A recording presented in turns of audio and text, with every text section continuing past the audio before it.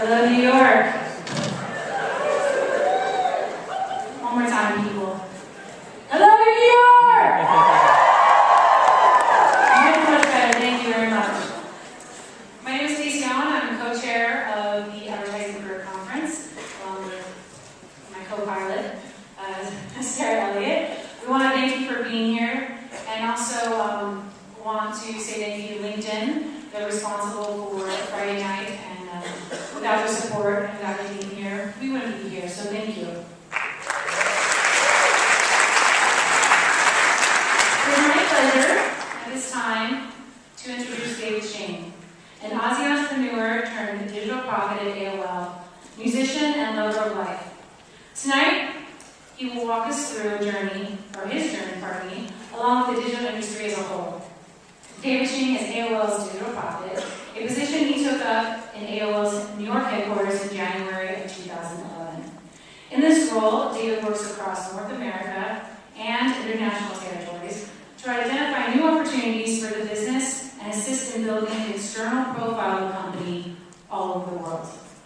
He also regularly speaks at conferences across the globe, discussing the latest trends and the future of the web, providing his insight on the evolving digital landscape and where he believes it is headed in the future. Be prepared to get inspired with David's high energy and visually stimulating presentation. Ladies and gentlemen, David Shing.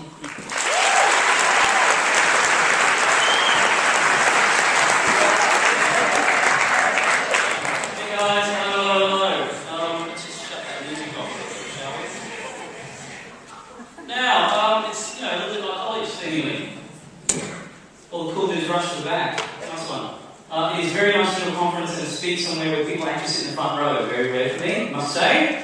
Thank you. Thanks for making it out on Friday night. I know it's really challenging to be here. I typically don't speak at a gig like this ever at 6 o'clock unless there's booze. But more importantly, guys, stay away from that stuff. It's going to kill you.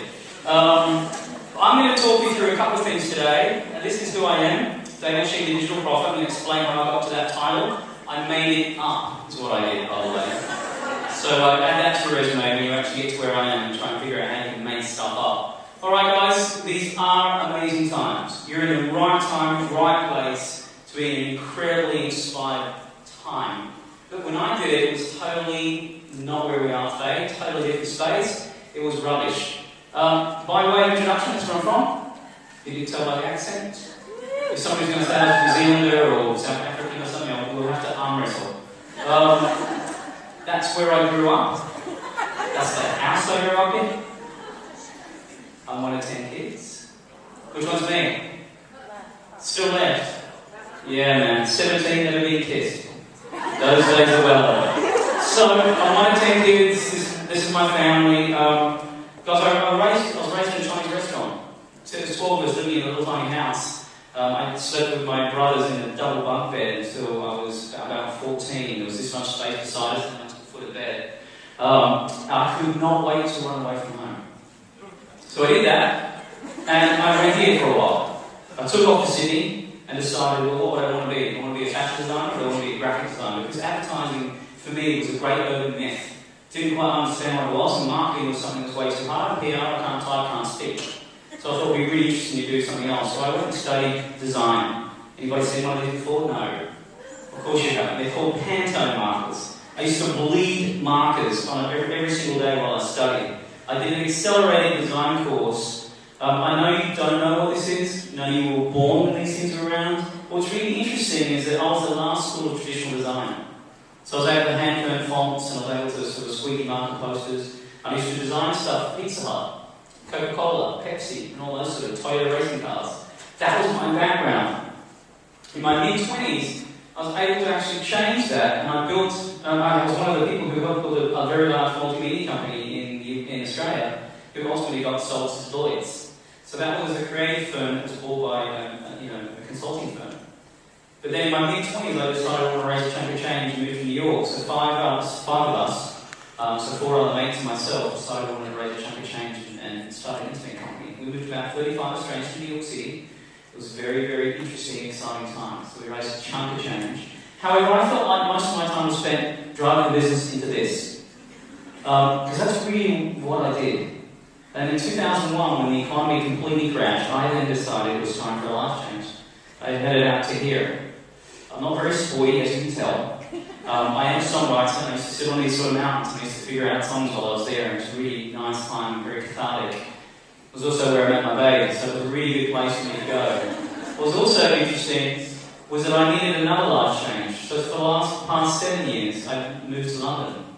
Again, still being entrepreneurial, helping to run startups, because that was what I did when I went back to Colorado. And then I moved to London the second time, because twice I've been there. And the second time I went to help AOL out.